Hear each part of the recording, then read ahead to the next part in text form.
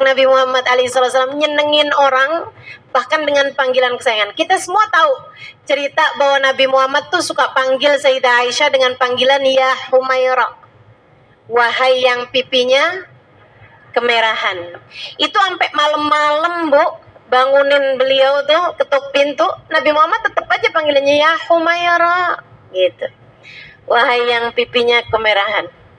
Sayyidah Fatimah suka dipanggil sama beliau ya Umma Abiha, wahai anak yang setara ibu bagi bapaknya.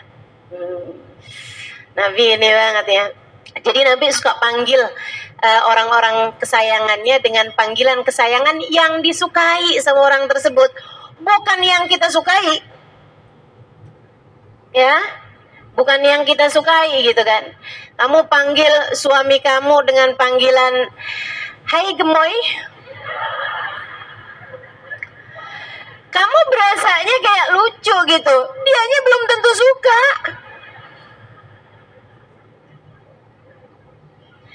Hai Ndut gitu ya. Itu dianya belum tentu suka gitu kan. Itu panggilan kesayangan, dia panggilan kesayangan kamu, bukan panggilan kesukaan dia. Nabi itu manggil panggilan kesukaan yang disukai sama orang tersebut gitu. Abu Hurairah, itu pernah dilihat Nabi Muhammad mainan kucing. Akhirnya dipanggil sama Nabi Muhammad, ya Aba Hirah, bapaknya kucing. Padahal namanya Abdurrahman. Nabi suka panggil dengan panggilan kesayangan. Salah satu panggilan kesayangannya kepada Sayyidah Aisyah adalah ya Aish, artinya wahai hidupku. Ya Allah, kalau kita dipanggil begitu sama laki kita, meleleh. Insya Allah indah ya, luar biasa ya. Nabi manggil kemudian ya Aish. Sayyidah Aisyah, lebih ya Rasulullah, ini udah hampir ketiduran nih, melek mata. Lebih wahai Rasul. Nabi Muhammad nanya, alaki hajah, kamu ada hajat nggak sama saya? Hajat suami istri, Bu. Nabi nanya, Aisyah, kamu lagi ada hajat ya? Kata Sayyidah Aisyah, emang kenapa gitu Rasul? Maksudnya kenapa engkau bertanya? Kata Nabi Muhammad, ya Aisyah, in kana lak hajat qdiha. Wahai Aisyah, jika kamu sedang punya hajat, aku akan dengan senang hati melakukannya. Wa illa, kalau enggak, izinkan aku untuk beribadah pada Allah. Bu, itu nanya aja udah bikin istri GR setengah mati. Betul enggak? Kita ini ciptakan di atas muka bumi buat ibadah. Apalagi Nabi Muhammad, tentu saja beliau diciptakan di atas muka bumi, wa ma khalaqtul jinna wal insa illa liya'budun. Tidaklah kami ciptakan jin dan manusia kecuali untuk beribadah kepadaku. Tapi Nabi Muhammad mau ibadah sama Allah, bilang dulu sama istrinya, jangan sampai ibadahnya mengurangi hak istri terhadap dirinya. Lihat bagaimana Islam menempatkan begitu tinggi nilai perempuan dalam pandangan Islam. Makanya dah Islam nih nggak usah diajarin persamaan gender lah, apalah, emansipasi lah, begitu ya. Orang-orang itu ya kayak pengen memandang mulia perempuan disama-samain sama laki-laki gitu. Emangnya nggak sama, mau disamain gimana, Bu? Betul apa enggak? Orang laki-laki mau nyapu halaman gitu kan, atau mau nyiram-nyiram gitu, buka baju, buka atasan gitu, biasa-biasa aja. Cewek mau disamain, ya ampun. Kebayang kayak apaan. Maka teman-teman saudaraku sekalian saya muliakan, emangnya nggak sama, nggak bisa disama-samain. Udah ikut aja aturan dalam Islam, bagaimana cara Islam meninggikan derajat kaum perempuan. Ngelihat cara Nabi Muhammad memperlakukan perempuan, kita jadi ngerti betapa sangat berharganya kita sebagai perempuan dalam pandangan Allah, dalam pandangan Rasulullah. Makanya memang benar kata Nabi, laki-laki yang mulia yang dapat memuliakan perempuan, dan laki-laki yang hina yang dapat menghina perempuan. Gitu ya. Nih ibu-ibu pada dapat senjata nih.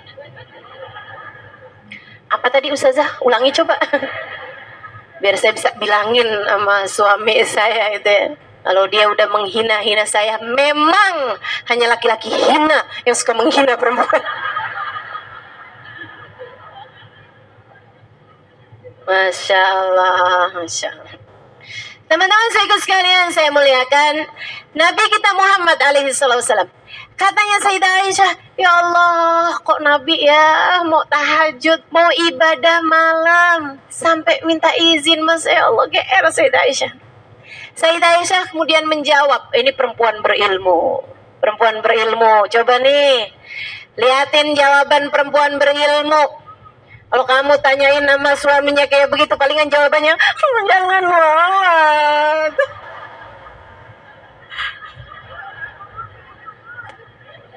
Di sini aja. Gitu lah kira-kira. Masya Allah. Apa jawaban Sayyidah Aisyah? Perempuan berilmu, sekali lagi. Perempuan pandai. Mudah-mudahan Allah karuniakan kepada kita ilmu ma'rifat seperti yang Allah karuniakan kepada Sayyidah Aisyah. Amin. Ya Rabbal Alamin. Perempuan hebat ini ya. Katanya Sayyidah Aisyah jawab kayak begini nih. Beliau tuh gak bilang yang, gitu Rasul, ibadah aja gak usah pakai nanya saya, misalnya. Atau nahanin gitu, jangan dong Rasul di sini aja. Enggak gitu. Kata Sayyidah Aisyah, wahai Rasulullah, siapa orangnya yang tidak suka engkau berada di sampingnya? Namun siapa juga orangnya yang dapat menghalangkanmu beribadah kepada Allah? Saya nggak mau jadi keduanya gitu. Katanya Sayyidah Aisyah, silahkan wahai Rasulullah, sembahlah Allah seperti yang kau mau. Pintar. Gitu ya. Kata Sayyidah Aisyah, aku pun kemudian lihat Nabi Muhammad berdiri dan mulai mengerjakan sholat. Teman-teman sekalian, Nabi Muhammad sholat terus panjang gitu berdirinya. Kata Sayyidah Aisyah, aku ngantuk tiduran. Aku kebangun beberapa saat kemudian dan dalam keremangan lampu, ya, aku lihat Nabi Muhammad masih sedang sholat. Aku pun kembali ketiduran. Kemudian terjaga beberapa saat sesudahnya, berapa jam sesudahnya, aku dapati Nabi Muhammad masih sedang sholat. Aku tertidur kembali. Aku dapetin Nabi Muhammad ketika aku terbangun, beliau sedang juga mengerjakan sholat. Antara ruku, antara sujud, antara duduk di antara dua sujud, antara tahiyat, antara lagi doa, tapi masih terus ibadah aja. Dan yang paling lama beliau aku dapati sedang berdiri menghadap Allah SWT. Sampai ketika aku bangun untuk juga mengerjakan tahajud di sepertiga malam yang terakhir, aku dapati Nabi Muhammad masih sedang sholat juga. Sementara aku lihat kaki beliau telah bengkak karena kepanjangan beribadah. Para ulama mengatakan tuh Nabi Muhammad bengkak bukan karena panjangnya ibadah sebenarnya, akan tetapi karena enggak kuat sama beban yang Allah Subhanahu wa Ta'ala berikan kepada beliau. Sebab kalau orang berdiri sepanjang malam ngerjain sholat tuh nggak sampai bengkak, nggak sampai bengkak. Ibu-ibu pernah bengkak kakinya? Kolesterol, asam urat, ya Bu ya. Nah itu sebab kita tuh kalau sampai kakinya bengkak gitu kan. Tapi kalau urusannya karena sholat, ada yang pernah bengkak di sini kakinya? Ya Allah, saya sih husnudzon sama ibu-ibu, tapi nggak segitunya juga. Masya Allah, tuh Bu, kaki Nabi Muhammad sampai dengan bengkak. Sayyidah Aisyah begitu ngelihat kaki Nabi Muhammad bengkak, wajah beliau juga kebanyakan nangis tuh, sembab. Matanya udah bengkak begitu kan, karena kebanyakan nangis nabinya. sholat dengan sangat khusyuk ditambah dengan linangan air mata. Sayyidah Aisyah ngeliatnya, ya Rasulullah, lima hadzal juhud kullah. Wahai Rasul, kok sampai segininya sih? Kayaknya Allah nggak menuntutmu sampai segininya deh Rasul. Sepertinya Allah tidak sampai menuntutmu sampai sebegininya. Sampai kakimu bengkak, wahai Rasulullah. Sampai dengan mukamu sembab, wahai Rasul, dengan air mata yang seperti ini. Bukankah engkau itu awalaisa qad ghafar lakallahu ma taqaddam min dzambik wa ma ta'akhkhar? Bukankah telah Allah ampuni kesalahanmu? Jika ada yang lalu maupun yang akan datang, kenapa engkau memaksakan diri sampai sedemikian? Apa jawab Nabi Muhammad? Ini sebenarnya yang pengen saya bahas nih di pertemuan siang hari ini. Dengan harap-harap cemas, mudah-mudahan nih yang kita bahas pada sore hari ini bisa menjadi panduan bagi kehidupan kita. Kita menjalani kehidupan menjadi hamba-hamba yang seperti itu. Apa kata Nabi Muhammad? Afala uhib an akuna abdan syakura. Bukankah aku ingin, wahai Aisyah, menjadi seorang hamba yang pandai berterima kasih kepada Allah. Ini adalah caraku berterima kasih kepada Allah, wahai Aisyah. Dan meski usahaku seperti apapun untuk menunjukkan rasa terima kasihku kepada Allah, rasanya aku belum cukup untuk melakukannya dari banyaknya karunia yang telah Allah berikan dalam kehidupanku. Para ulama dari hadis ini menyimpulkan bahwa maqam tertinggi, tempat teragung, derajat paling mulia yang Allah SWT berikan kepada seorang hamba adalah ketika hamba tersebut mampu untuk menjadi seseorang yang pandai bersyukur, pandai berterima kasih kepada Allah. Mudah-mudahan Allah jadikan kita yang seperti itu, hamba-hamba yang pandai bersyukur, hamba-hamba yang pandai berterima kasih, hamba-hamba yang selalu melihat Allah dari sisi-sisi yang membuatnya terus berterima kasih, terus bersyukur, terus memuji Allah atas limpahan karunia yang telah Allah SWT berikan dalam kehidupannya.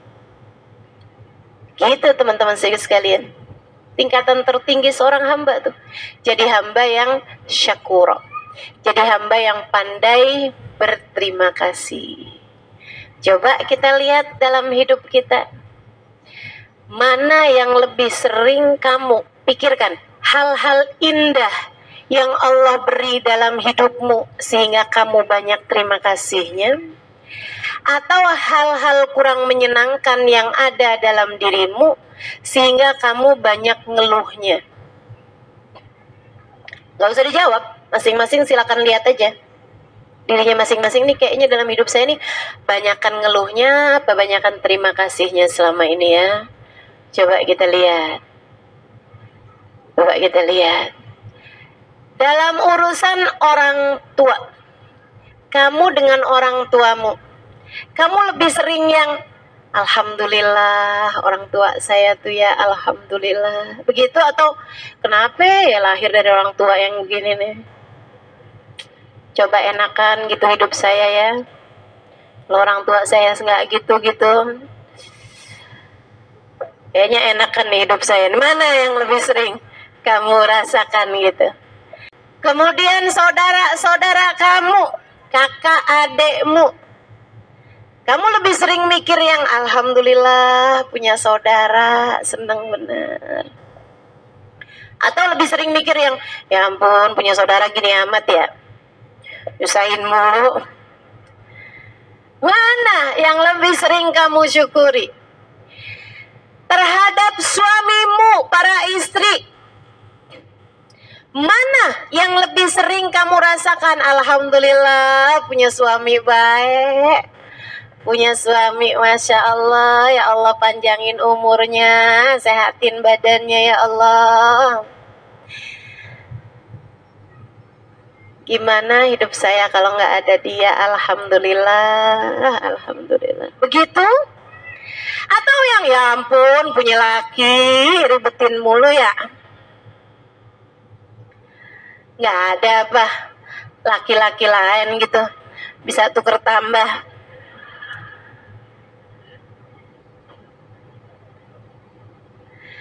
Terhadap anak-anakmu, wahai para ibu, mana yang lebih sering kamu lakukan? Melihat anak-anak kemudian datang syukur dalam hatimu, alhamdulillah ya Allah, kau anugerahkan padaku anak-anak yang sehat, yang baik. Atau sebaliknya, ampun ya anak saya beneran apa kagak ya? Kok kelakuannya rada mirip setan. Astagfirullah, astagfirullah. Teman-teman saya sekalian yang saya muliakan, nih kita bisa lihat dari cara kita melihat kepada orang di sekeliling kita. Teman-temanmu, sahabat-sahabatmu, mana yang lebih sering jatuh di hatimu rasa syukur ataukah mengeluh? Kemudian teman-teman saya sekalian, terhadap kehidupanmu, mana yang lebih sering kamu rasakan? Alhamdulillah, ya Allah, Allah tuh sayang banget sama saya. Yang kayak saya nih ya bisa sholat, bisa sujud. Yang kayak saya dihadirkan majelis-majelis taklim. Yang kayak saya sama Allah dikasih ustazah. Gitu kan, yang ngasih tahu mesti kayak gimana gitu. Alhamdulillah, makasih ya Allah. Gitu? Atau hidup kok susah amat ya, penuh derita. Ya ampun, kok saya nggak kayak ngerasain hidup kayak orang-orang gitu. Bisa jalan-jalan kemana gitu kan. Bisa punya ini, bisa punya itu. Ya ampun, hidup saya kok susah banget nih. Sampai segini tuanya masih mikirin aja buat bayar kontrakan. Yang mana teman-teman saya sekalian? Kamu merasakan hidupmu berlimpahan anugerah, ataukah kamu melihat hidupmu begitu banyak ujian dan cobaan yang datang dalam hidupmu? Kamu ngerasa hidup kamu tuh yang, aduh emang mesti sabar banyak-banyak, atau kamu justru merasa yang, aduh emang mesti banyak syukurnya nih hidup nih? Mana yang kamu rasakan dalam hidupmu? Saudariku sekalian yang saya muliakan, kalau kamu ngerasa bahwa emang bener nih, yang kurang dalam hidup saya nih cuman syukurnya. Kalau kamu selama ini ngerasakan, alhamdulillah ya Allah, anugerahmu begitu besar. Afala uhib an akuna abdan syakura. Bagaimana caraku ya Allah agar aku bisa menjadi seorang hamba yang mengerti berterima kasih kepadamu. Kalau kamu bisa ngelihat hidupmu berlimpahan anugerah, kalau kamu bisa ngelihat hidupmu penuh dengan kenikmatan-kenikmatan yang kurang hanya syukurnya dalam kehidupanmu, maka aku berikan kabar gembira teman-teman saudara sekalian, bahwa kamu adalah orang yang berpotensi untuk menjadi orang paling bahagia di dunia sebelum kelak di hari akhirat nanti. Kamu adalah orang-orang yang sangat mungkin jadi orang yang hidupnya paling bahagia di dunia sampai di hari akhirat. Di dunia sampai di hari akhirat. Enak terus tuh bakarannya. Karena nih saya kasih tahu, saya udah banyak ketemu orang segala macam lapisan masyarakat. Saya udah banyak ketemu di Indonesia ataupun di luar negeri. Yang kaya-kaya banyak saya ketemu. Banyak saya ketemu. Orang kaya raya yang duitnya nggak berseri itu, yang kalau mau belanja pakai motong dulu duitnya masih belum dipotongin ya. Teman-teman saya sekalian yang saya muliakan, banyak saya ketemu orang-orang yang seperti itu. Apakah hidup mereka bahagia? Enggak, sungguh enggak. Ketemu sama saya seringnya cerita penderitaan. Ustazah gimana ya caranya menghadapi? Waduh, susah bener masih ya. Masih banyak aja permasalahan dalam kehidupannya teman-teman saya sekalian.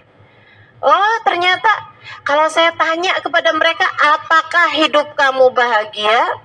Jawabannya belum tentu. Saya banyak ketemu pejabat, orang-orang yang punya pangkat dalam masyarakat. Apakah hidup mereka berbahagia? Enggak juga. Ruwet. Belum lagi ngadepin netizen. Pada julid-julid, salah mulu. Teman-teman saya sekalian, ketemu saya orang-orang cantik-cantik. Yang kalau ngelihat mukanya, ya ampun nih orang. Alis bagus, hidung bagus, bibir bagus, kulit bagus, semuanya bagus gitu kan. Cakep bener gitu ya. Pas ngelihat diri sendiri, hidung apa kutil ya. Astagfirullah, gak segitunya juga saya. Kutil mana yang segini gede?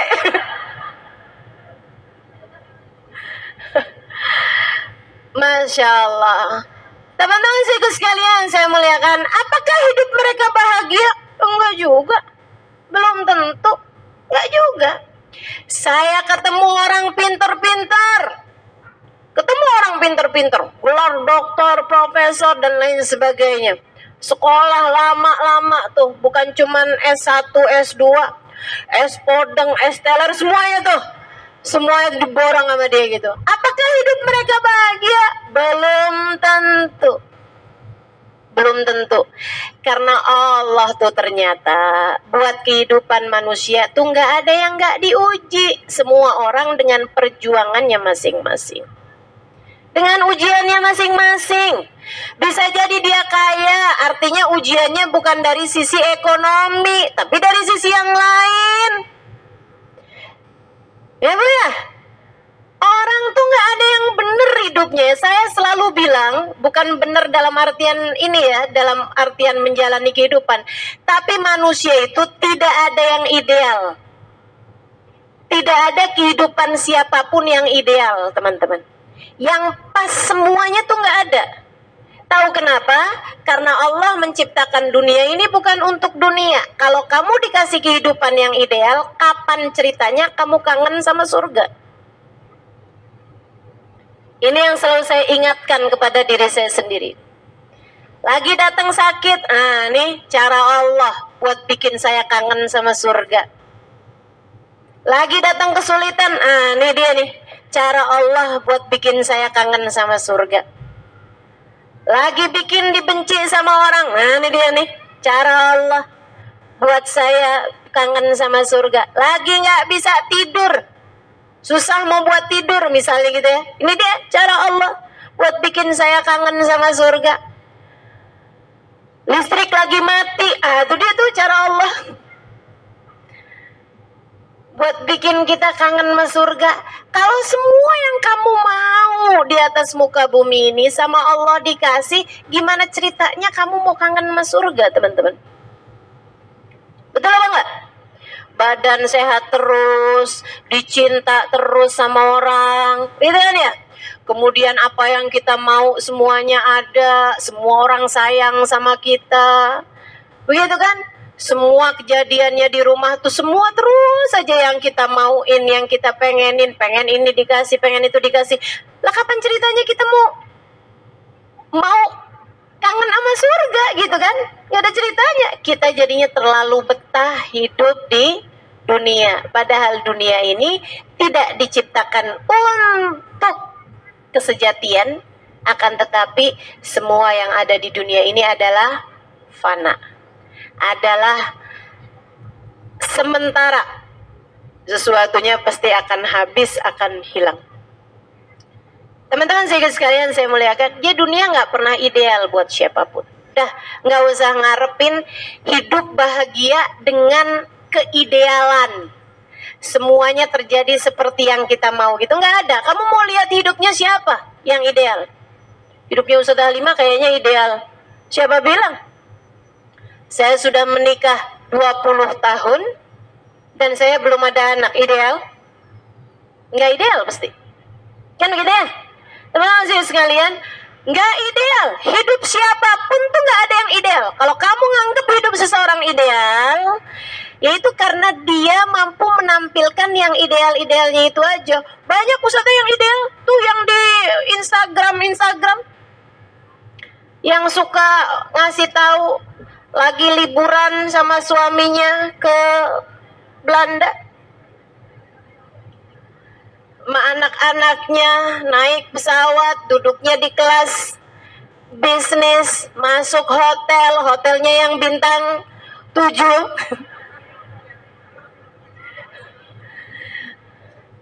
Makannya enak-enak mulu, difoto dulu gitu kan ya. Waduh, tuh kayaknya ideal tuh hidupnya. Ya karena kamu nggak jalanin aja.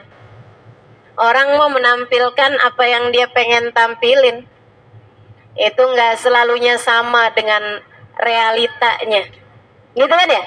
Teman-teman sekalian, sekali lagi hidup tidak pernah ideal untuk siapapun. Lah terus apakah artinya tidak ada orang yang bahagia hidupnya di atas muka bumi ini? Ada. Siapa dia? Orang yang pandai bersyukur. Itu dia yang paling bahagia. Dikasih sehat, alhamdulillah ya Allah, jadi enak ibadahnya, jadi enak kerjain semuanya. Dikasih sakit, alhamdulillah ya Allah, saatnya buat diam-diam berpahala, saatnya untuk dosa berguguran tanpa mengeluarkan energi yang berlebihan. Orang kalau lagi sakit, Bu, itu dosa berguguran dari dirinya. Dia nggak ngapa-ngapain aja, dosa berguguran. Ibu kalau lagi sakit kayak kayak naik taksi gitu ya, taksi Argo tuh, gitu kan? Terus ibu tidur gitu, kayak gitu tuh. Jadi walaupun kamu tidur di dalam taksi itu, argonya jalan terus. Demikian pula kalau kamu lagi sakit tuh, kamu tidur aja, kamu diem aja, itu argo pahalamu jalan terus. Dan gak sedikit, jalannya cepat. Kata Allah, innama yuwaffas sabiruna ajrahum bighairi hisab. Allah Subhanahu wa taala penuhi kuota pahala orang-orang yang sabar tanpa batas. Tanpa batas, bighairi hisab, nggak ada hisabnya, tanpa batas, nggak ada hitungannya. Bisa banyak banget, pahalanya banyak, dosa bergugurannya banyak. Yang kata Nabi Muhammad, "Lau araftum ma da'atallah 'alal ajdam latamannaitum an law kanu judama." Andai saja kalian tahu pahala apa yang Allah berikan kepada para penderita kusta, kalian akan berharap andai waktu hidup di dunia aku kena penyakit kusta. Kalau kamu tahu nilai pahalanya kayak apa. Makanya orang yang pandai bersyukur, lagi dikasih sehat, alhamdulillah ya Allah. Lagi dikasih sakit, alhamdulillah ya Allah. Selalu saja bisa menikmati segala keadaan. Enak terus hidupnya. Enak terus hidupnya. Hamba Allah Subhanahu wa taala nih. Baik, kalau kamu tanya siapa yang paling bahagia hidupnya, ya mereka-mereka ini, para kekasih-kekasih Allah Subhanahu wa taala, teman-teman.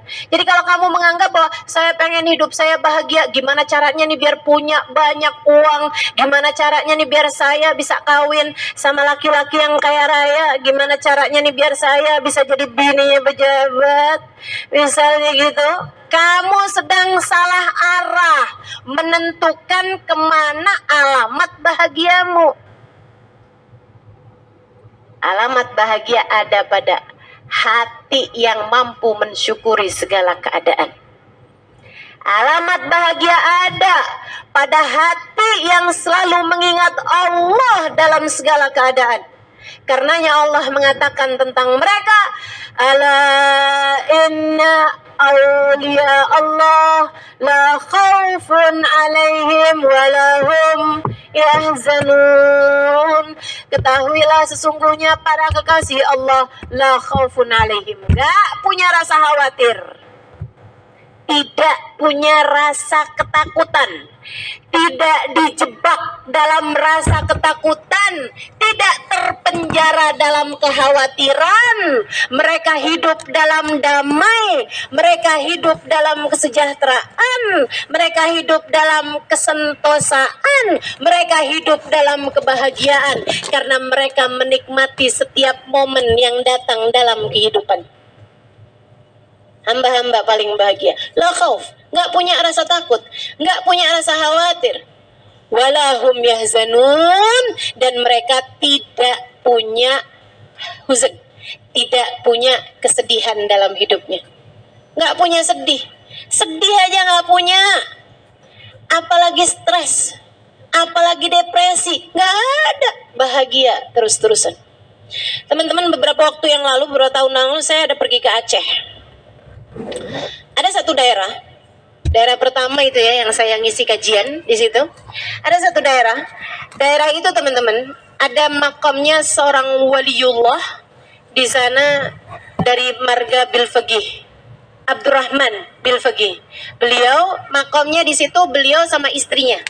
Ya, ada makamnya beliau bersama dengan istrinya di makam tersebut. Nah, di depannya itu sekarang dibangunkan satu monumen. Jadi itu ada makamnya Habib Abdurrahman Bilfaqih bersama dengan istrinya, gitu ya. Kemudian di belakangnya, nih kayak misalnya nih kayak gini nih ya, kayak gini ya. Sebelah situ tuh ada makamnya beliau bersama dengan istrinya, sebuah bangunan. Di situnya tuh masjidnya beliau, yang dulunya dibangun sama beliau. Nah itu masjidnya itu. Di sininya nih, dulunya rumahnya penjaganya. Nah sekarang udah nggak ada rumah penjaganya, dibuat sama orang-orang sebuah monumen. Nah di monumen tersebut itu tertulis banyak nama-nama. Ternyata itu adalah nama orang di kampung tersebut yang meninggal dunia karena tsunami. Sekampung mati semua, kecuali satu orang kakek-kakek yang jadi penjaga di makam tersebut. Nih ya, ada kakek-kakek jagain makam itu. Dari sejak mudanya dia tinggal di situ. Kerjaannya tiap hari ngebersihin makam, bersihin kamar mandi, bersihin masjid, gitu ya. Hari-harinya tuh. Sama dia nyiapin kalau ada acara-acara di situ tuh, dia yang bagian nyiapin teh, nyiapin kopinya di dapur rumahnya dia yang sangat kecil gitu. Dia ada rumah kecil di situ tuh buat dia nyiapin semuanya tuh. Kalau ada majelis tuh dia yang bikinin teh apa segala macamnya gitu. Dia khidmah di situ, nyapu, ngepel, apa gitu. Terus kayak gitu berpuluh-puluh tahun. Dia nggak pernah pergi kemana-mana karena memang setiap hari di situ gitu. Tiap hari di situ. Dia selalu bilang, saya jaga makam Habib. Saya jaga makam Habib. Teman-teman saya sekalian, waktu kejadian tsunami, itu kan pertamanya kan gempa dulu tuh. Orang-orang pada keluar dari rumah. Mereka tuh yang keluar dari rumah itu banyak juga yang lewatin rumahnya si kakek ini. Lewatin masjid itu. Jadi mereka pun ketuk-ketuk pintu. Tuh, Datuk, gitu kan. Datuk keluar gitu, si kakek-kakek ini keluar. Kenapa? Tuh keluar tuh, ayo tuh, gempa tuh. Tuh keluar tuh, keluar tuh. Kata datuknya, enggak lah, saya jaga makam Habib. Saya jaga Habib. Dia bilang. Yang lain panik, ketakutan, setengah mati. Dan datuk ini, tenang-tenang aja. Dia bilang, saya juga udah tua, kalau mati juga ya udah mati aja gitu. Umur di atas 70-an tahun. Dia bilang, saya mau mati aja juga, gak apa-apalah. Saya gak mau ninggal. Saya gak mau ninggal masjid, saya gak mau ninggal makam Habib. Berpuluh-puluh tahun saya jaga di sini, gitu kan ya. Masa pas waktunya mati saya gak di sini? Saya maunya mati juga di sini, biarin aja dah. Gitu. Udah tuh orang pada larian tuh. Habis itu nggak berhasil kan, dia juga orang keluar lagi tuh, yang dari sana tuh, udah tuh, ayo tuh kita keluar tuh. Ya udah sana aja, saya enggak dah. Dia nyalain kompor, bikin teh. Coba lihat tuh, ketenangan hati orang-orang yang hatinya penuh cinta pada Allah, penuh cinta kepada Rasulullah, penuh cinta kepada para wali-walinya Allah Subhanahu wa taala, para kasih-kasih Allah. Segitu tenangnya, teman-teman. Kalau emang mati ya mati, enak dah saya di sini matinya. Ya udah dah, saya tungguin aja dah di sini matinya. Bikin teh, duduk tenang. Teman-teman sekalian, orang semua berdoa, ayo tuh, keluar tuh. Dia biarin ya nggak apa-apa, udah, ayo tuh selamatkan diri, udah di sini aja. Saya emang udah tua juga, katanya gitu. Teman-teman sekalian, sampai kemudian kejadian tsunami itu, subhanallah, orang-orang ngelihatnya air tuh kayak ngelompatin masjid dan 3 area tersebut. Kayak dilompatin, kayak dikasih, kata orang-orang itu waktu kejadian tsunami itu kayak dikasih mangkok di masjid itu. Masjid, makamnya Habib sama rumah itu tuh kayak ditutupin dulu, kayak lagi mau dibasahin yang lain-lain, tapi yang ini ditutupin mangkok dulu gitu. Kayak ada malaikat turun dari langit, tutupin dulu gitu ya, taruhin mangkok nih, yang lain kena semuanya. Itu masjid sampai karpetnya nih bahkan nggak basah. Tsunami berapa tuh, 30 meter kabarnya ya tingginya, itu karpet masjidnya nggak basah, teman-teman. Subhanallah, nggak Allah jagain para kekasih-kasihnya, luar biasa benar. Termasuk si kakek itu yang ada di area situ, dia di dalam rumahnya aja minum teh santai, baca zikir, nungguin mana dia nih, katanya mau mati saya. Sampai habis selesai kejadian tsunami semuanya, itu dia kayak nggak terjadi apa-apa gitu. Dia di dalam rumahnya nggak terjadi apa-apa, nggak ada yang namanya tumpang tindih barang-barang ini apa segala macam. Dia tenang-tenang aja, biasa-biasa aja, tenang hati, tenang pikiran, tenang badan, tenang zikir pada Allah Subhanahu wa taala. Sampai begitu selesai tsunami, dia adalah satu-satunya orang di kampung tersebut yang masih hidup. Semua mati. Itu yang lari-lari, selamatin diri kayak gitu kan. Ya udah nggak apa-apa, kamu aja. Itu ya, semuanya tuh mati gitu. Coba ada di antara mereka, kakek nggak pergi, ya udah deh saya di sini juga deh gitu.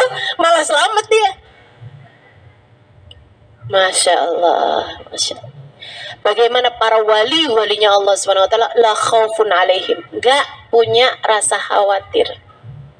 Ibu-ibu, saya kasih tahu, yang banyak menyiksa dirimu dalam kehidupan adalah rasa khawatir, rasa sakit.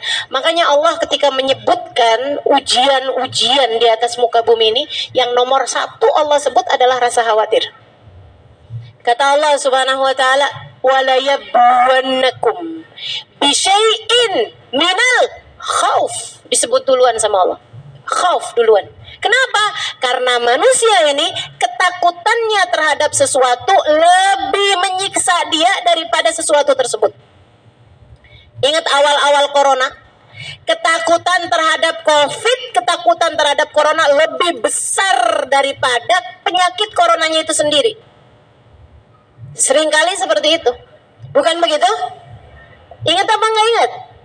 2 tahun yang lalu, teman-teman saudaraku sekalian, sampai orang borong-borong makanan, sampai susu apa tuh? Susu yang nggak jelas itu ya, namanya susu beruang, gambarnya naga, ternyata isinya susu sapi. Ya ampun, bener-bener nggak jelas. Yang minum bukan sapi juga, yang minum orang. Itu teman-teman sekalian, sampai setengah mati dicarinya. Kenapa tuh? Orang khawatir, orang takut. Sampai ada orang awal-awal COVID itu ya, dia sakit, dia kirain dia itu COVID, akhirnya dia memutuskan untuk bunuh diri. Ini jadi nggak terbunuh karena penyakit, terbunuhnya justru karena ketakutannya sendiri. Saya pernah baca satu jurnal, satu tulisan dari seorang dokter dokter pakar di Amerika, pakar kesehatan di Amerika, dia bilang 90% penyakit yang dialami oleh manusia 90%-nya adalah ketakutan. Yang sungguh-sungguh penyakitnya hanya sekitar 10% saja. Sisanya 90%-nya adalah ketakutan. Ketakutan terhadap penyakit. Betapa ketakutan terhadap insomnia seringkali lebih berbahaya dari penyakit insomnianya itu sendiri. Betapa ketakutan terhadap menopause seringkali lebih berbahaya daripada menopausnya itu sendiri. Seringkali ya, ketakutan terhadap ditinggalkan sama suami itu lebih menakutkan daripada yang benar-benar ditinggalin sama suaminya. Rasa takutnya itu loh, rasa khawatirnya itu loh. Itu teman-teman yang banyak menyiksa orang. Nah, Allah cerita, katanya Allah, ada hamba-hambaku yang aku amankan dari segala ketakutan. Siapa mereka ya Allah? Aulia Allah, para kekasih-kekasih Allah. Hatinya tenang terus-terusan. Mau ada apa, nggak panikan. Guru saya Mbah Mun tuh, Kiai Haji Maimun Zubair suka bilang, orang mukmin nggak gampang gumunan. Orang mukmin nggak gampang kagetan. Orang mukmin nggak gampang takutan. Sebab orang mukmin tahu bahwa apapun yang Allah tetapkan adalah yang terbaik. Sehingga dia nggak ngerti, dia nggak masalah gitu kan. Dia nggak tahu, akan tetapi dia tenang hatinya. Kenapa? Karena dia tahu yang mengendalikan, tahu segala sesuatu.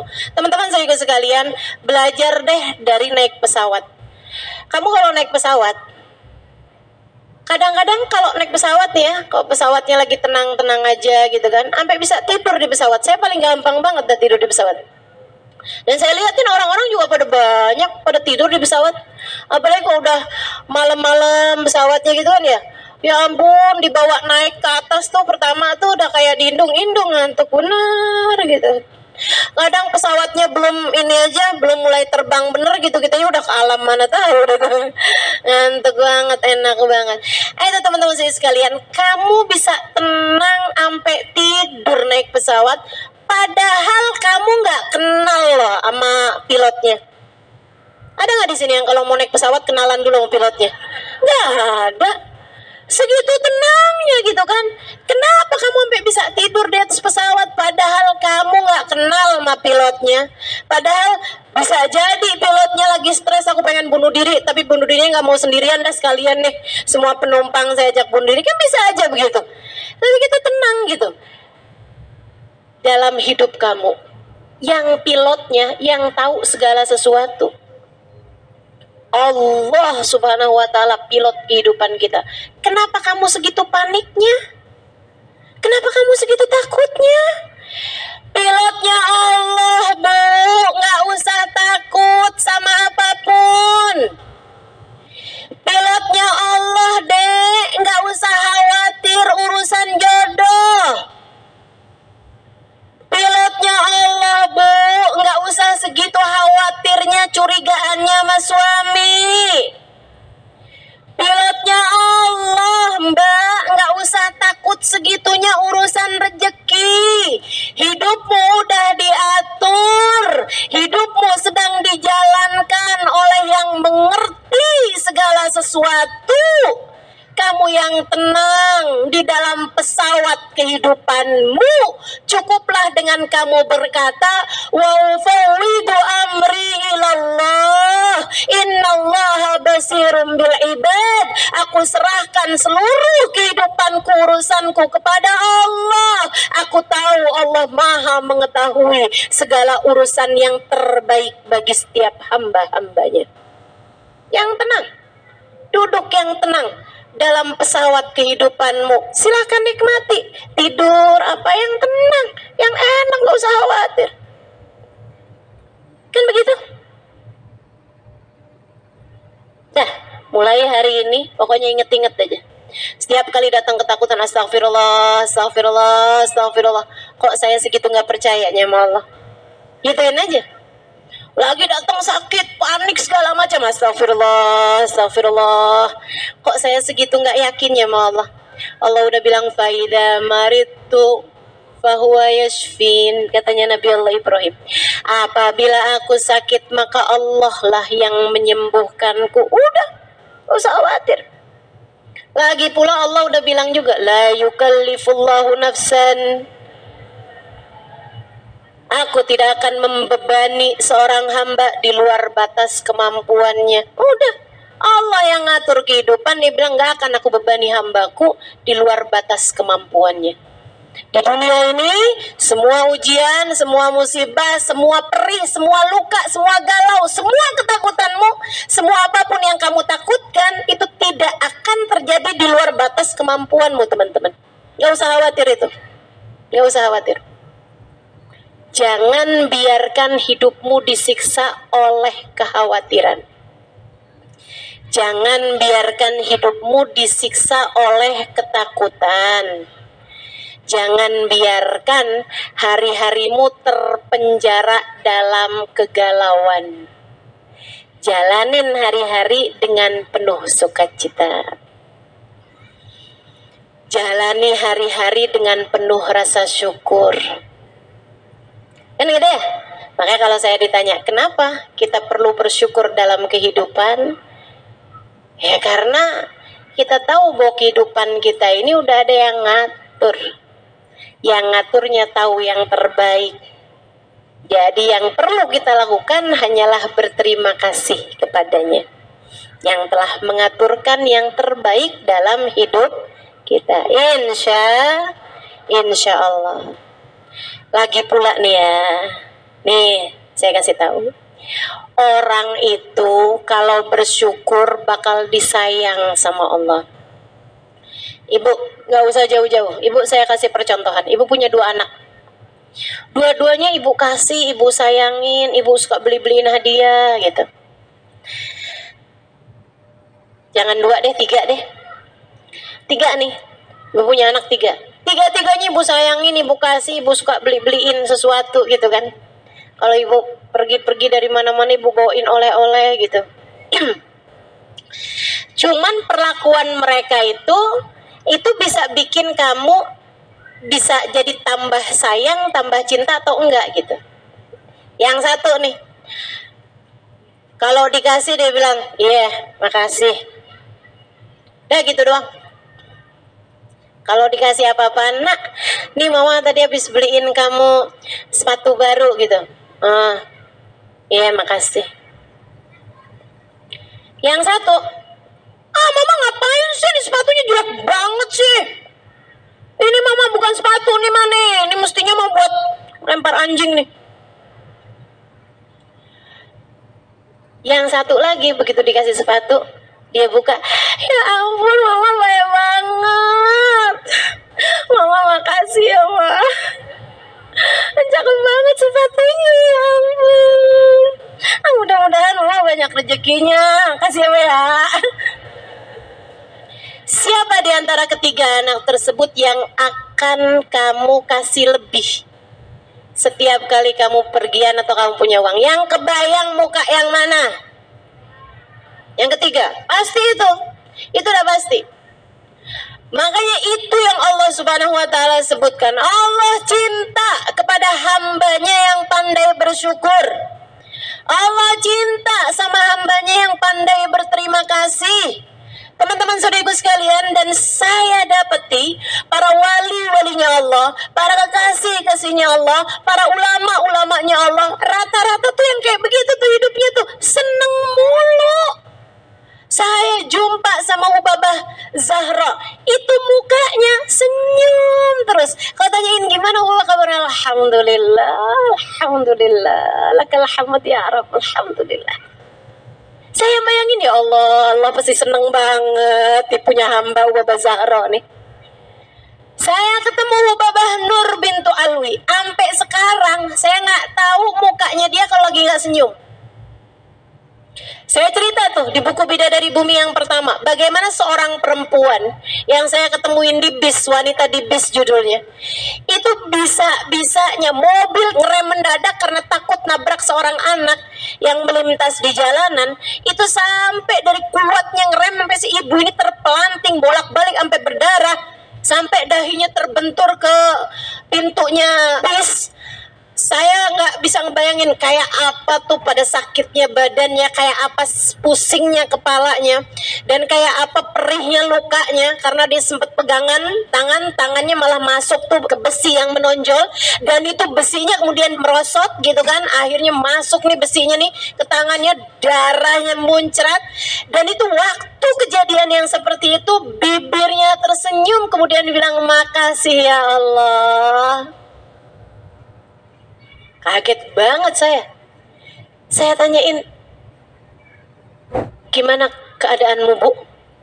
Saya takut nih ada yang salah-salah di sarafnya gitu. Takut aja gitu. Lo ngomongnya kayak gitu. Senyum lebar banget. Terus dia bilang, makasih ya Allah. Teman-teman saya sekalian, itu waktu saya tanyain gitu kan, saya bilang, Babah, gimana keadaan kamu gitu. Orangnya bilang kayak gini, alhamdulillah nah, alhamdulillah. Saya jadi kaget banget gitu kan. Alhamdulillah, Rabbuna Karim, Tuhan kita baik banget ya nak ya. Saya kan heran aja gitu ya. Maksud kamu gimana? Dia bilang, nak, ini Allah lagi nyebut nama kita. Kan Allah bilang, katanya Allah kalau sedang cinta kepada hambanya, dikasihnya musibah kayak begini nih. Allah lagi cinta sama kita, makasih ya Allah, makasih ya Allah. Saya, ya ampun, luar biasa. Nih hamba-hamba model begini nih, udah pasti dicinta sama Allah, udah pasti dicinta sama Allah. Teman-teman saya sekalian, kalau kamu mau jadi istri yang disayang sama suami kamu, cobain nih tips dari saya nih. Jadilah seorang istri yang pandai berterima kasih. Dan sering-sering lihat suaminya sambil senyum. Suaminya nanyain, kamu kenapa senyum-senyum gitu? Senang jadi bini abang. Ya ampun bang, makasih ya bang. Abang baik banget bang. Kamu akan jadi seseorang yang disayang sama suaminya. Beneran dah, beneran. Kamu pandai berterima kasih, selalu tersenyum kepada suamimu. Ya Allah, abangku sayang, kamu adalah hadiah terindah yang Allah berikan dalam hidup saya. Waduh, tuh suami girang banget dia ngomong ini. Pernah ngomong begitu sama suaminya?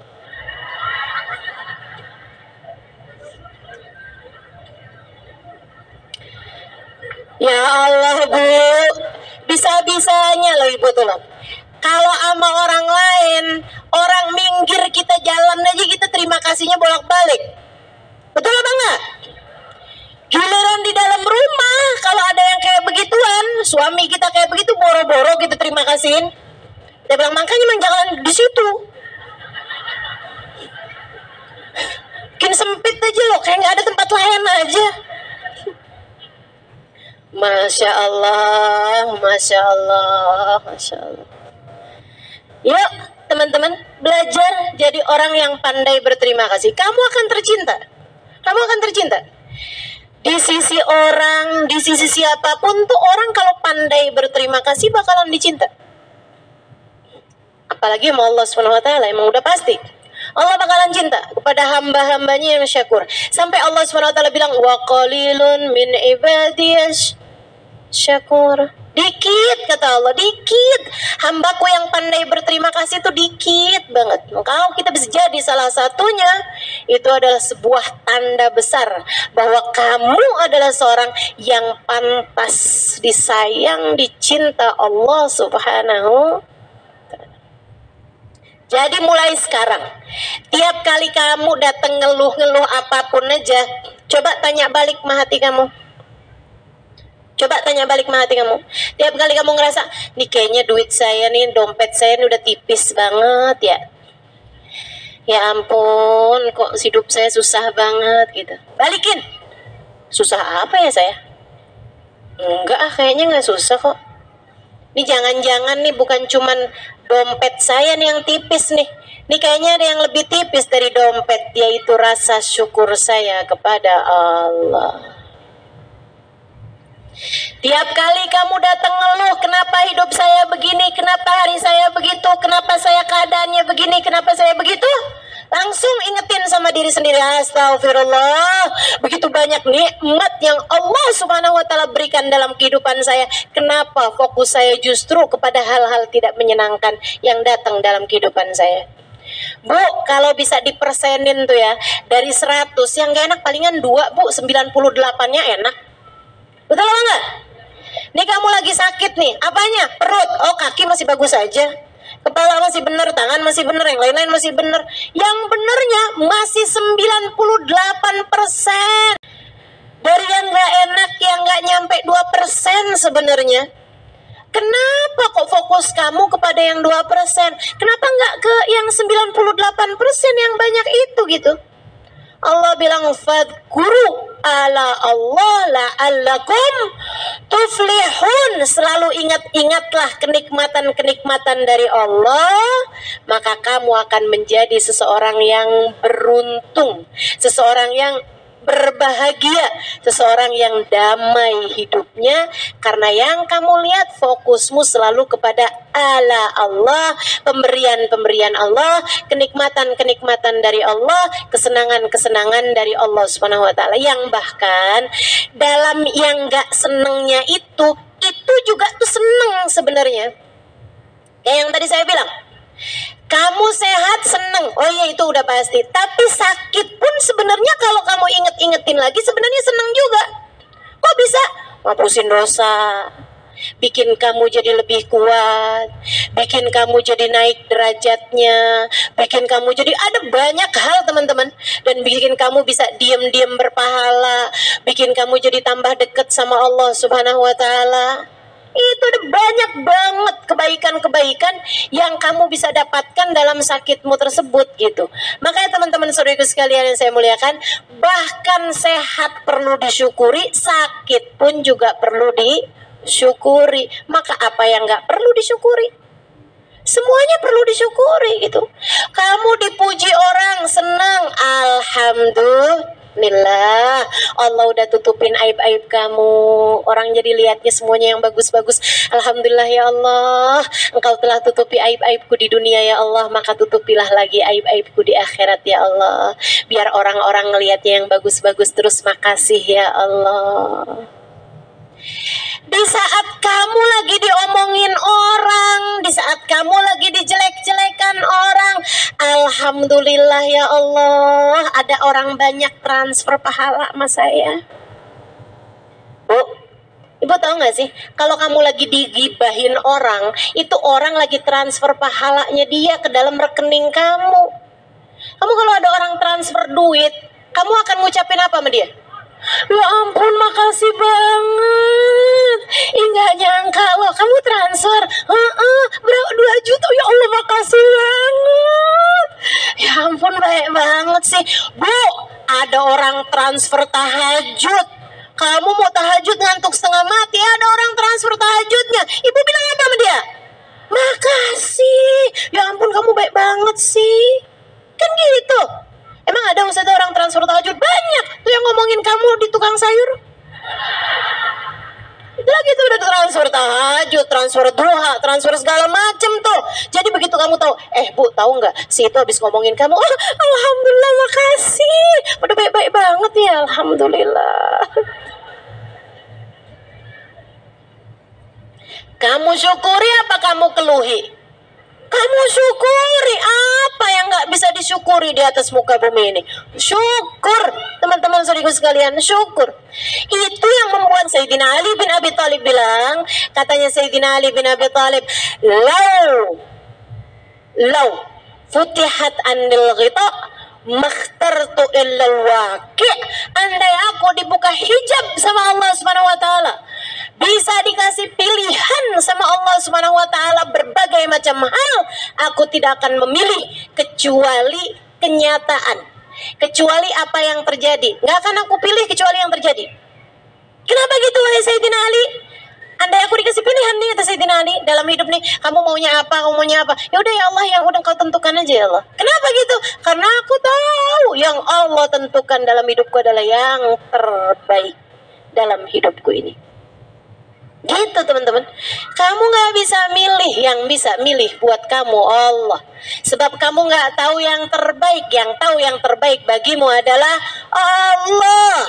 Ibu-ibu sekalian, di saat Allah lagi ngasih kenikmatan-kenikmatan sama kamu, emang patut disyukuri. Tapi bahkan di saat Allah memberimu sakit, memberimu perih, memberimu luka, memberimu kegalauan, memberimu sesuatu yang menurut kamu gak enak, itu ya, itu tuh sama kayak dokter lagi ngasih obat pahit sama kamu. Selama ini kita kalau lagi dikasih yang gak enak, kita bilang kayak gini, ya Allah kok gini amat sih ya Allah, gini amat sih ya Allah, ya ampun, dosa saya apa sih kok saya sampai dikasih yang kayak beginian ya Allah. Kan begitu tuh. Itu ya, itu kayak kamu lagi datang ke dokter, terus sama dokter dikasih, ayo sini, kamu saya kasih pil pahit, nih minum. Dia minum, kemudian, ya ampun dokter pahit, dokter jahat banget sih sama saya, dokter, ya ampun, salah saya apa dokter, sampai dokter ngasih saya obat pahit kayak begini. Ada yang begitu? Kalau ada orang kayak gitu kita bilangnya apa? Gila. Betul. Ya ampun nih cewek PA. Cakep-cakep tapi PA. Teman-teman saya sekalian, betapa seringnya kita PA sama Allah Subhanahu wa taala. Betapa seringnya kita jadi orang bodoh. Jadi hamba kok nggak ngerti. Kata Allah, gimana sih?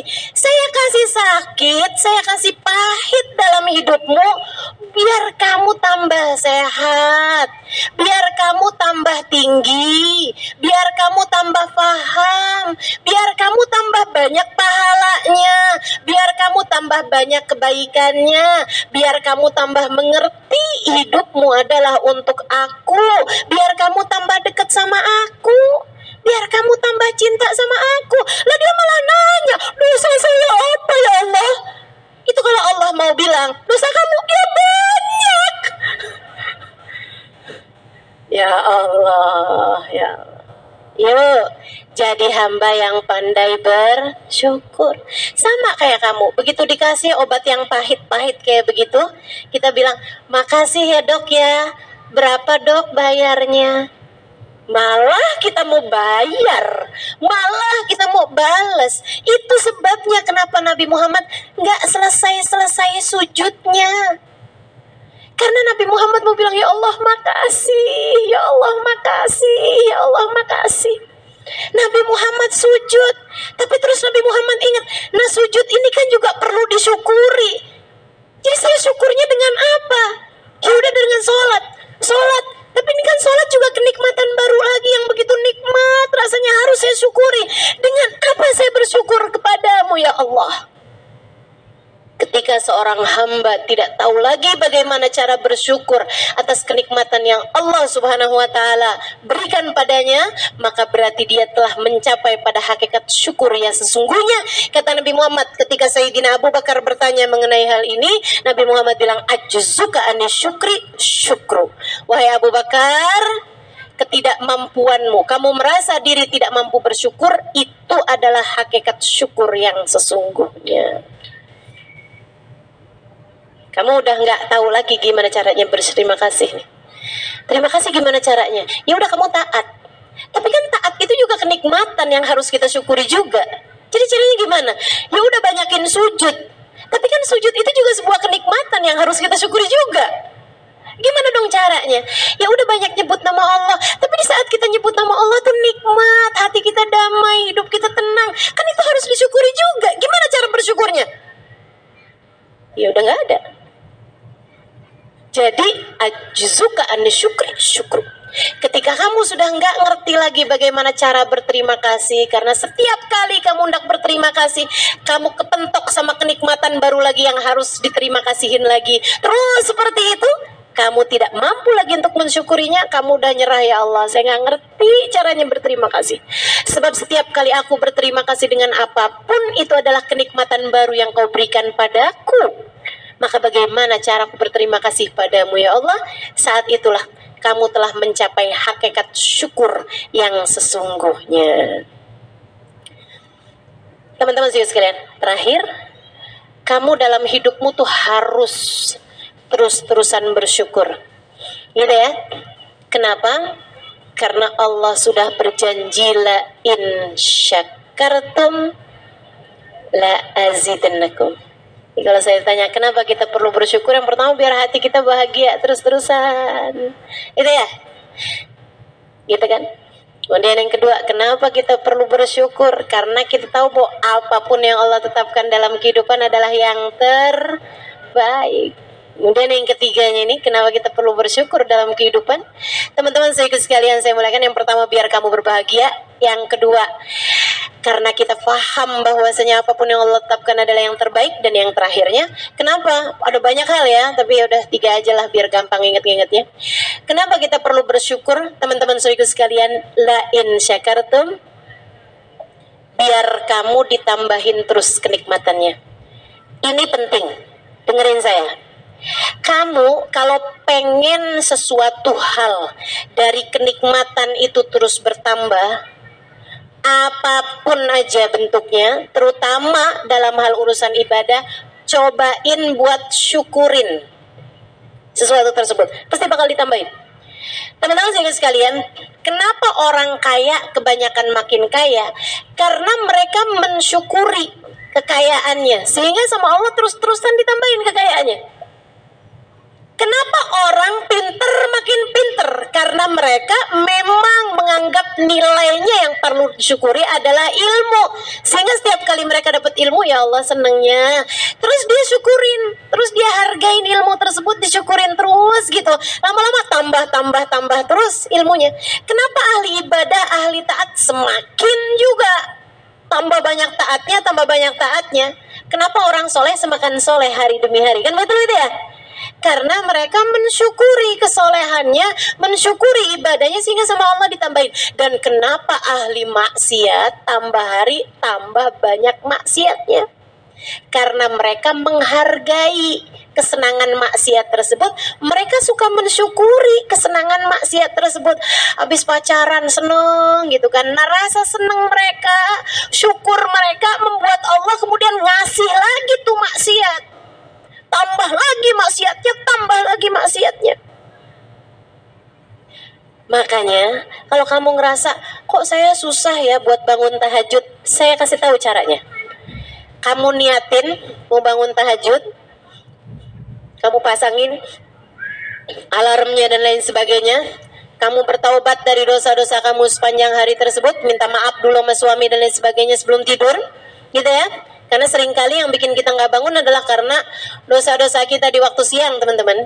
Tahajud itu undangan, hanya akan Allah bangunkan untuk mendatangi undangannya hamba-hamba yang sedang disayang sama Allah SWT. Kalau udah bikin kesalahan, Allah nggak bangunin. Kata Allah, nggak mau aku undang kamu. Orang kamu udah bikin salah kok kemarin. Sama aja kayak ibu-ibu kan, kalau anak lagi bikin salah apa-apa kan kita malas ketemunya. Kan begitu, Allah juga suka kayak gitu tuh. Nah tuh, jadi kita taubatin dulu ini apa segala macam, minta sama Allah SWT, ya Allah bangunin saya, baca akhir dari surat Al-Kahfi, akhirnya aja, satu ayat terakhir dari surat Al-Kahfi. Qul innama ana basyarum mithlukum yuha ilayya annama ilahukum ilahu wahid faman kana yarju liqa rabbih falyamal amalan shalihan wa la yusyrik bi ibadati rabbih ahada. Baca itu, kemudian habis selesai baca itu, selain sebelumnya, baca Bismillahirrahmanirrahim 21 kali. Nih ya, ilmu buat yang kepengen bangun malam. Baca Bismillahirrahmanirrahim 21 kali. Habis selesai itu, selain doa-doa yang lain-lainnya ya, kamu baca Subhanallah 33 kali apa segala macam, itu tidak terkait dengan urusan bangun malam. Tapi yang terkait sama urusan bangun malam, baca Bismillahirrahmanirrahim berapa kali tadi? 21 kali tanpa Bismillahirrahmanirrahim. Maksudnya tanpa didahului bismillahirrahmanirrahim. Kalau didahuluin baca bismillahirrahmanirrahim terus baru baca bismillahirrahmanirrahim jadinya berapa? 22. Itu maksud saya. Baca 21 kali bismillahirrahmanirrahim, habis itu baca ayat itu. Qul innama ana basyarum mithlukum yuha ilayya faman kana yarju liqa rabbih falyamal amalan shalihan wa la yusyrik bi ibadati rabbih ahada. Qul innama ana basyarum mithlukum yuha ilayya annama ilahukum ilahu wahid faman kana yarju liqa rabbih falyamal amalan shalihan wa la yusyrik bi ibadati rabbih ahada. Kemudian doa, ya Allah bangunkan saya pada waktu yang terbaik di sisimu ya Allah. Saya minta bangunkan saya jam 4. Niatin, kemudian kamu pukul bantal kamu 4 kali, kemudian kamu balik bantalnya, kamu tidur. Tuh teman-teman saya sekalian, kerjain itu. Kamu akan bangun. Biidznillah, kamu akan bangun. Nah kalau bangun, paksa diri gitu ya buat bangun, kemudian sholatlah. Kalau kamu bisa sholat, habis selesai sholat itu kamu sujud syukur. Ini poin penting. Kamu sujud syukur. Habis selesai sujud syukur kamu doa, ya Allah makasih udah dibangunin malam ini, ya Allah makasih, ya Allah makasih. Ya Allah, dan terimalah di sisimu ya Allah. Kabulkan hajat-hajatku ya Allah. Dekatkan aku di sisimu. Bangunkan lagi aku besok-besok ya Allah. Makasih ya Allah. Besoknya kamu kerjain lagi yang kayak gitu. Kamu bangun lagi. Terus kayak begitu. La in syakartum la azidannakum. Bakalan Allah terus-terusin. Kalau caramu kayak begitu. Gitu ya. Tapi kalau caramu gitu kan, bangun di waktu malam. Pas begitu bangun mau tahajud ngelihat mens, alhamdulillah. Alhamdulillah masih ngantuk. Udah tuh, tambah susah lagi tuh bangunnya. Lah kamu malah mensyukuri di saat nggak bisa tahajud ya. Apaan aja teman-teman, apaan aja kalau kamu syukuri bakal ditambahin. Kamu dapetin anak kamu lagi sholat, anak kamu bisa dibilangin, anak kamu jadi anak yang soleha, kamu syukurin, kamu sujud syukur sama Allah SWT. Ya Allah makasih, anak saya tuh gampang diajakin sholatnya, anak saya tuh udah ngerti bertanggung jawab sama sholat, makasih ya Allah, makasih ya Allah. Bakal ditambahin terus kesolehan anak-anakmu. Suamimu gitu kan, dia nggak pernah berbuat jahat padamu, selalu aja memberikan apa yang dia bisa berikan kepadamu. Kamu syukurin teman-teman, kamu terima kasih sama dia juga, terima kasih juga sama Allah SWT. Bakal ditambahin kesolehan suamimu. Tapi kalau kamu tuntut terus-terusan suamimu, kamu nggak ngerti berterima kasih kepada suamimu, ya jangan salahkan siapa-siapa. Kalau Allah ngelihatnya, nih nggak pantas nih, udah dikasih bagus-bagus malah dia nggak pinter jaganya, dah aku ambil balik deh. Sebab la in kafartum inna adzabi lasyadid. Kalau kamu kufur nikmat, nggak pinter jaga nikmat, maka azabku amat sangat pedih. Jadi tahu ya caranya bersyukur ya. Insya. Yuk kita akhiri majelis kita dengan kita membaca suratul Fatihah bersama-sama. Kita minta pada Allah SWT, mudah-mudahan biar bisa jadi hamba yang penuh syukur sama Allah. Biar hidup kita bahagia, biar kita tambah hari, tambah deket, tambah dicinta sama Allah SWT. Dengan kita faham bahwa apapun yang Allah tetapkan adalah yang terbaik bagi kita. Biar ngerti jadi hambanya Allah Subhanahu wa ta'ala itu harus bagaimana, dan biar ditambah terus kenikmatan demi kenikmatannya. Kita syukuri iman Islam kita sampai dengan ajal datang menjemput kita dalam husnul khotimah, dalam keimanan yang terbaik, dalam kebahagiaan kedamaian hati insyaallah. Ala hadhihi niyah bikun niyah salihah jami'ah syamilah ila hadratin Nabi Muhammad sallallahu alaihi wa ala alihi wasallam. Al-Fatihah. Bismillahirrahmanirrahim. alhamdulillahi rabbil alamin, arrahmanir rahim, maliki yaumiddin, iyyaka na'budu wa iyyaka nasta'in, ihdinas siratal mustaqim, siratal ladzina an'amta 'alaihim ghairil maghdubi 'alaihim waladdallin, amin. Allahumma bihaqqil Fatihah, bihurmatil Fatihah, bibarakatil Fatihah taftah lana abwabal khair, tu'amilana muamalat ahlal khair, takfina wa iyyahum jami'al fitan wal mihan wa bu'us wadir, innaka wali kulli khair mutafaddil bi kulli khair birahmatika ya arhamar rahimin. Allahumma inna nas'aluka ziyadatan fid din, barakatan fil umur, wa sihhatan fil jasad, wa sa'atan fil rizqi, wa taubatan qabla al maut, wa syahadatan 'inda al maut, wa maghfiratan ba'da al maut, wa afwan 'inda al hisab, wa amanan min al adab, wa nasiban min al jannah, wa razukna an-nadhar ila wajhikal karim. Allahumma afina min bala'ik wa auzi'na syukra na'maik. Allahumma afina min balaik wa uzi'na syukra na'maik wa adikna barda afik wa halawata munajatik. Allahumma adikna barda afik wa halawata munajatik. Ya Allah, jauhkan kami dari segala bala. Ya Allah, jauhkan kami dari segala bala, dan karuniakanlah kepada kami kemampuan bersyukur kepadamu ya Allah. Jadikan kami hamba-hambamu yang pandai berterima kasih. Jadikan kami hamba-hambamu yang pandai berterima kasih. Jadikan kami hamba-hambamu yang pandai berterima kasih. Maafkan kami ya Allah selama ini yang suka tidak mengerti, yang mudah berkeluh kesah, yang mudah merasa diri begitu menderita, lupa bahwa kenikmatan yang telah Engkau berikan pada kami sebegitu besarnya. Allahumma ya Allah, maafkan kami hamba-hamba yang tidak tahu diri ini ya Allah. Maafkan kami hamba-hambamu yang tidak tahu diuntung ini ya Allah. Maafkan kami hamba-hambamu yang tidak tahu terima kasih ketika telah diberi banyak pemberianmu ini ya Allah. Allahumma ya Allah, ya Allah, terima kasih atas keimanan yang telah Engkau berikan kepada kami secara gratis. Terima kasih ya Allah atas anugerah kesehatan yang telah Engkau berikan dalam diri-diri kami. Terima kasih ya Allah atas nikmat mata, dengannya kami melihat berbagai macam hal. Terima kasih ya Allah atas nikmatnya telinga, dengannya kami bisa mendengar berbagai macam kebaikan.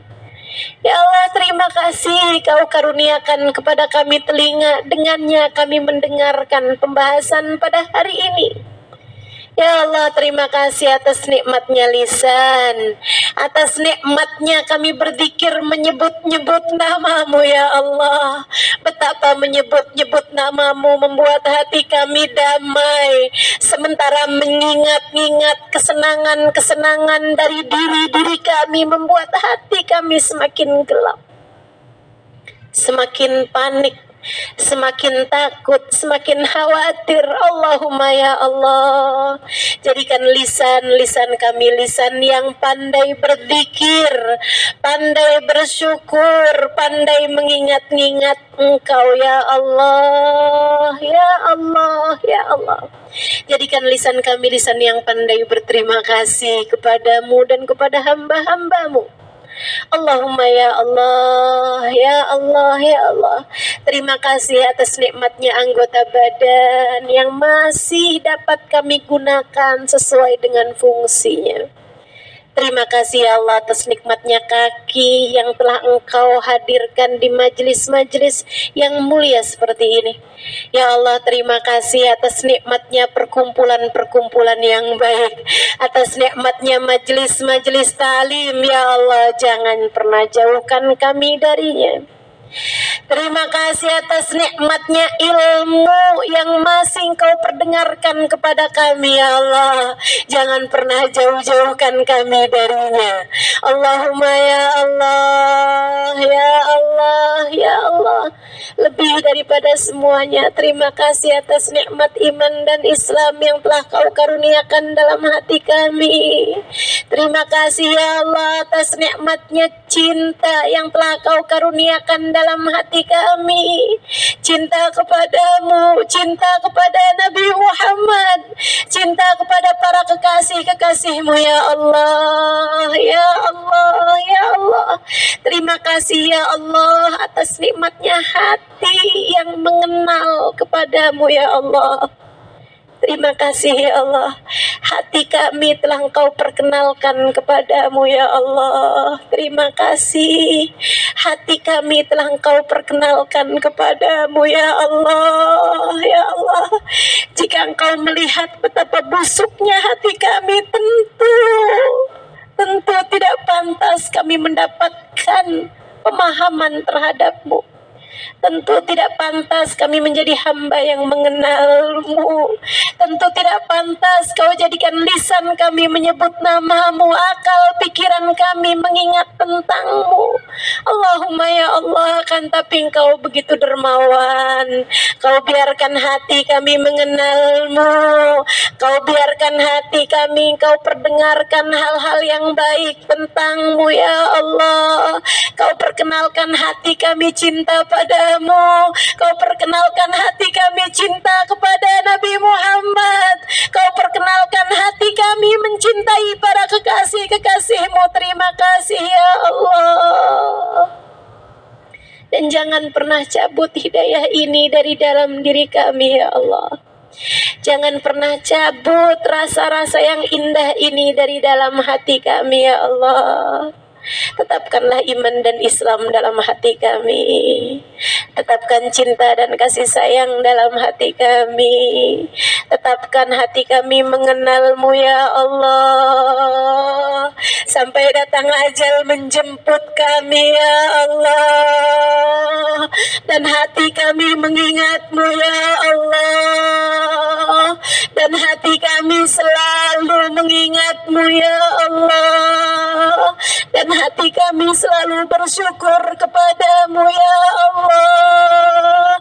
Dan hati kami selalu hidup denganmu ya Allah. Hingga kami datang ajal menjemput kami, hati kami mati denganmu ya Allah. Dengan mengingatmu ya Allah. Dengan mencintaimu ya Allah. Allahumma ya Allah, jangan pernah cabut hidayah iman yang Kau telah karuniakan dalam kehidupan kami ini ya Allah. Hidupkan kami sebagai hamba yang pandai bersyukur. Matikan kami pula sebagai hamba yang pandai bersyukur. Di dalam kubur kami, jadikan kami hamba yang pandai bersyukur. Di padang mahsyar nanti, kumpulkan kami dengan orang-orang yang pandai bersyukur. Di padang mahsyar nanti ya Allah, jadikan kami digiring di belakang Sayyidus Syakirin, manusia yang pandai berterima kasih padamu.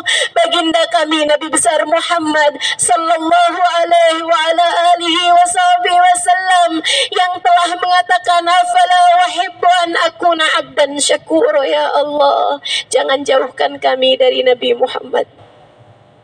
Jangan jauhkan kami dari Nabi Muhammad ya Allah.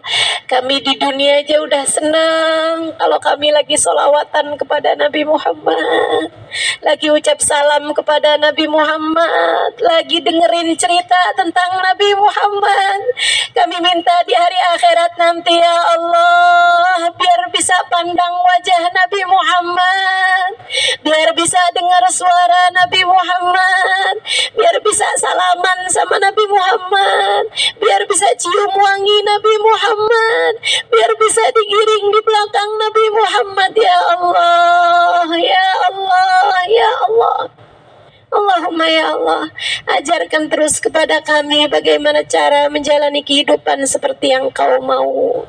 Jangan biarkan kami dikuasai hawa nafsu. Jangan biarkan kami terpedaya bisikan setan. Jangan biarkan kami terbawa arus dunia yang semakin melenakan ya Allah. Jadikan kami hidup denganmu ya Allah. Bimbing kami ya Allah. Bimbing kami ya Allah. Pandu kami ya Allah. Hingga kami dapat menjadi hamba seperti yang Engkau mau. Allahumma ya Allah, bimbing seluruh keluarga kami, anak-anak kami, suami kami, kedua orang tua kami, saudara-saudari kami, sahabat-sahabat kami, semua orang-orang yang pernah berbuat baik kepada kami, bimbing semuanya ya Allah. Yang pernah hadir di majelis-majelis bersama dengan kami ya Allah, bimbing kami semuanya ya Allah. Jadikan kami hamba-hambamu yang pandai bersyukur. Allahumma rabbana atina fid dunya hasanah wa fil akhirati hasanah wa qina adzabannar. Da'wahum fiha subhanakallahumma wa tahiyyatuhum fiha salam. Akhiru da'wana anil hamdulillahi rabbil alamin.